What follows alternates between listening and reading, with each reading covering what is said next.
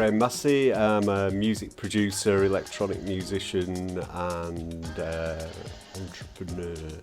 Not quite, but yeah, I've just been in music forever and I'm a lifer. I will be doing music forever. Oh, it felt like an exciting challenge. We didn't know exactly what we're getting ourselves into. We're here because we don't like to sleep. We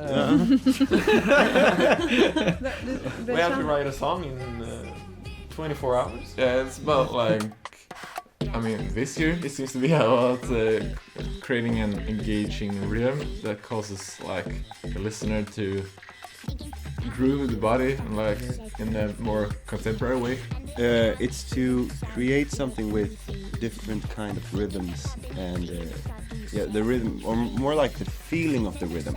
Like feel the rhythm and engaging with the music and causing the body to move. I'm quite concerned how rhythm is almost reduced to being a second-class citizen in a lot of music, because I'm pretty drum obsessive. I like drummers and their contribution to music. You know, real drummers that have studied the craft, and taking that love of drummers into electronic music has been something that I've done for maybe 30 years. How to break down beats, how to layer up beats so that they move dancers in a different way. Not the straight four on the floor beat, or like something different, still enjoyable.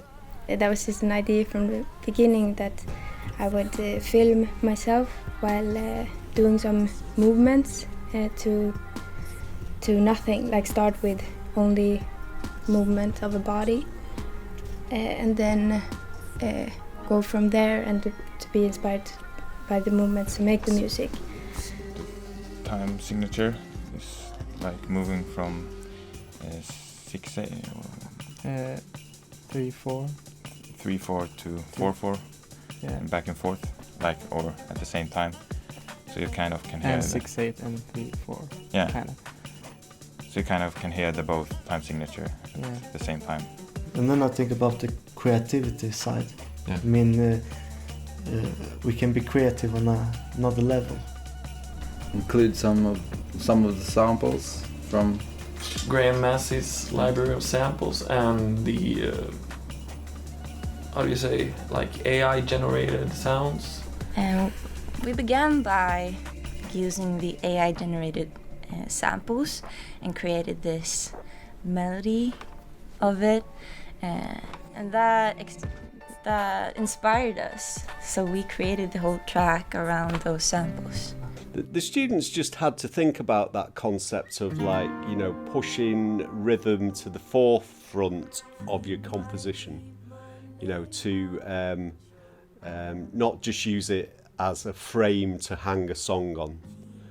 And I had no idea that students were so competent in songwriting here. You know, there's a culture of pop, and I'm not quite sure whether that's a Swedish idiom, but it would seem to be at this college like people have a much more rounded musical approach. Everything is more vocal orientated, which is something I hadn't thought of. But the way changing the rhythm affects songwriting is, of course, really important. There's not too many songs in the pop charts that use different time signatures.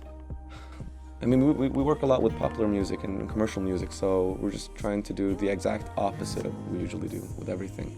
And it got really experimental, but really cool. and try to make a song that's all about like you can't sit still. You have to like dance with it. So we made a dance track, like soft dance, pop, very spacey. Yeah, we were not doing a 4 on the floor. We're doing different signatures and different tempos in the same song. And it's also, the song is 3 different, very distinguished parts. It's still very much like a pop song, but more free, and we like to think of it as a jungle kind of environment. Like the craziness of the jungle. You got the foundation in the pop song, and then we add the craziness of the jungle, and with all, like, with the weather and the animals, and everything is crazy in the jungle. I mean, we integrated like the samples we got from CJ, where he had manipulated the Russian folk singing into the databot, and then we used one sample of those into our project. We worked a lot with the rhythms and kind of tried to use different time measures simultaneously. So it's a very rhythmic song, kind of movie inspired, I'd say, in the sound of it. Kind of big and epic sounding. Or we have two? Yeah, two. No, we have 3 or samples? We have 3 samples because the one you did, you have the drums. Oh, and right. We have the sample, and I half-timed a sample that we got like a layer on the whole beat. It's been much happiness. We were like up in the roof yesterday. Yeah. Several times, like really jumping around in the room because we were so happy when we found sounds and the rhythm, and it was so much joy in the collaboration. Yeah. It's been a lot of fun. Yeah, of course. It's such a strange situation. Yeah. You need to write something in 24 But hours. I think it's the best thing, like, because now we have a song. I think it's amazing that AI can create sounds just from hearing like a reference and then create something that they know should be afterwards. It's I can't like understand it. I can't take it in. It's cool. It's interesting. And I think it's definitely important to work with. I think it's AI and everything's coming, so why not use it for music as well? Yeah. It's exciting. AI is kind of new for all of us in music, at least. Yeah. Really, the only thing I know about AI is the thing you hear on the news, like big data and all the social media and commercial stuff. Yeah. But nothing in music before this. Like I hadn't heard anything about AI in music. We wanted to make a mix between like this ancient human features somehow in music, and also the changes that is happening right now, because there's a lot of changes happening today for us, like with technology and with the climate and all this.